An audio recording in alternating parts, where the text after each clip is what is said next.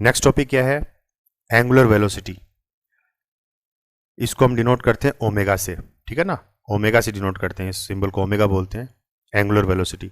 तो देखिए angular velocity को जानने से पहले ये समझिए कि वेलोसिटी क्या होती है। तो वेलोसिटी हम पढ़ चुके हैं, वेलोसिटी क्या होती है? डिस्प्लेसमेंट पर यूनिट टाइम, ठीक है ना।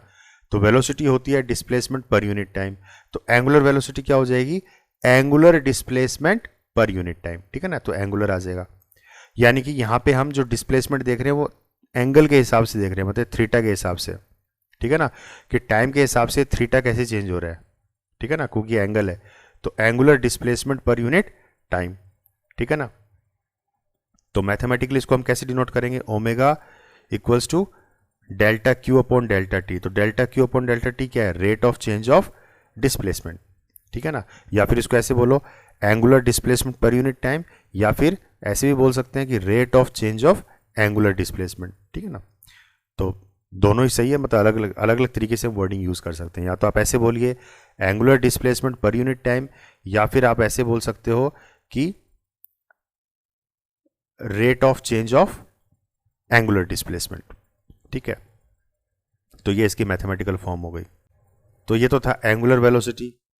इसी तरीके से एवरेज एवरेज जैसे हम एवरेज वेलोसिटी निकालते थे, तो वैसे एवरेज एंगुलर वेलोसिटी क्या हो जाएगी? तो वो हो जाएगी टोटल कितना डिस्प्लेसमेंट हुआ और टोटल कितना टाइम लगा, ठीक है ना। तो it is defined as angular displacement over a period of time. कितने पीरियड के दौरान टोटल एंगुलर डिस्प्लेसमेंट कितनी हुई है, ठीक है ना। ये यहां पे थोड़ा मिसिंग है। It is defined as total angular displacement over a period of time, ठीक है ना। इस तरीके से होगा ये। इसी तरीके से जैसे हम एंगुलर इंस्टेंटेनियस वेलोसिटी निकालते थे, वैसे फिर आ जाएगा इंस्टेंटेनियस एंगुलर वेलोसिटी। तो इसको कैसे डिफाइन करोगे?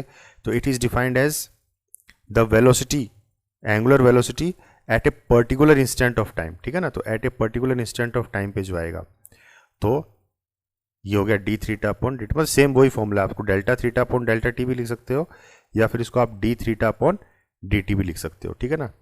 और इसको हम ऐसे भी लिख सकते हैं लिमिट की फॉर्म में, वेयर जो टाइम होता है इंस्टेंटेनियस टाइम वो पर्टिकुलर टाइम होता है, ठीक है ना। इसका मतलब क्या हुआ कि जो चेंज इन टाइम हो रहा है वो क्या हो रहा है? टेंड्स टू जीरो हो रहा है। तो इसको हम लिमिट की फॉर्म में भी लिख सकते हैं, ठीक है ना। जिन बच्चों के पास मैथमेटिक्स है वो इस चीज़ को समझ सकते हैं, अदरवाइज इसको नहीं लिखोगे तब भी चलेगा, यहाँ पे भी छोड़ सकते हो आप। और ये कैसी क्वांटिटी है? वेलोसिटी कैसी क्वांटिटी थी? वेक्टर क्वांटिटी थी। तो एंगुलर वेलोसिटी भी कैसी क्वांटिटी होगी? वेक्टर क्वांटिटी होगी। अब वेक्टर क्वांटिटी मैंने बोल दिया तो इसका मतलब इसमें मैग्नीट्यूड भी है और डायरेक्शन भी है। तो इसकी डायरेक्शन क्या होगी? वेलोसिटी की डायरेक्शन क्या होती है? जो डिस्प्लेसमेंट की डायरेक्शन होती है। वैसे ही एंगुलर वेलोसिटी की डायरेक्शन क्या होगी?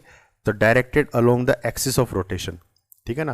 तो जिस एक्सिस के चारों तरफ रोटेट कर रहा है उस एक्सिस की तरफ इसकी डायरेक्शन होगी, ठीक है ना, मतलब टुवर्ड्स द सेंटर।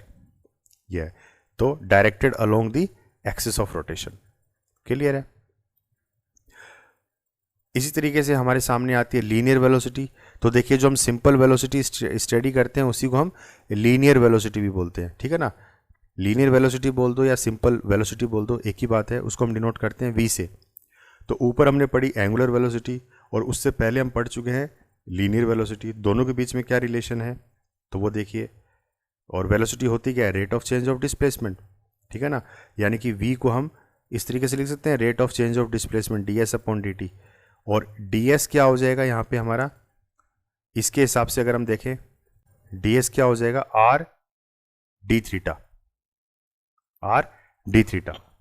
देखिए अगर हम सर्कुलर में कोई ऑब्जेक्ट घूम रहा है तो ये तो हो गई डिस्प्लेसमेंट, मतलब स्मॉल डिस्प्लेसमेंट डेल्टा एस, और उस दौरान जो एंगल में चेंज आएगा वो स्मॉल एंगल चेंज होगा डेल्टा थीटा। और ये मान लीजिए उस सेक्टर की जो है रेडियस है, क्योंकि पूरा अगर हम बनाएंगे तो सर्कल बनेगा एक ये, तो उस सर्कल की ये रेडियस क्या है? आर है। तो हमने आर्क का जो फॉर्मूला हमारे पास सामने आता है वो क्या था? डेल्टा थीटा किसके बराबर होता था? Delta S upon R. ये हमने फर्स्ट चैप्टर में पढ़ा है ये, ठीक है ना।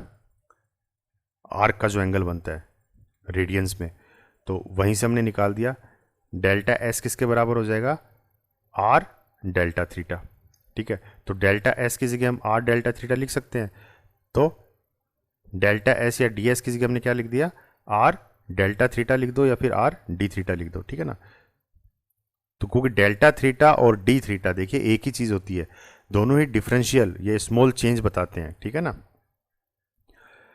अब देखिए D theta upon D T क्या है, rate of change of angular displacement, और इसको हम डिनोट करते हैं ओमेगा से, अभी हमने ऊपर पढ़ा ओमेगा से डिनोट करते हैं, तो ये क्या फैक्टर बन जाएगा, आर ओमेगा, ठीक है। तो ये एग्जाम के पॉइंट ऑफ व्यू से इंपॉर्टेंट कॉन्सेप्ट है, एंट्रेंस एग्जाम में भी बहुत बार आता है। What is the relation between linear velocity and angular velocity, दोनों में क्या रिलेशन है। तो क्या हो गया, देखिए v क्या है, लीनियर वेलोसिटी। देखिए लीनियर वेलोसिटी सिंपल वेलोसिटी ही होती है, ठीक है ना।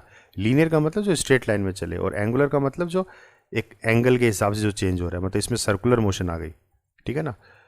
तो वो ओमेगा, तो v और ओमेगा के बीच में क्या रिलेशन है, तो v किसके बराबर है, r ओमेगा के बराबर है, ठीक है। तो ये रिलेशन है, relation between linear velocity and angular velocity.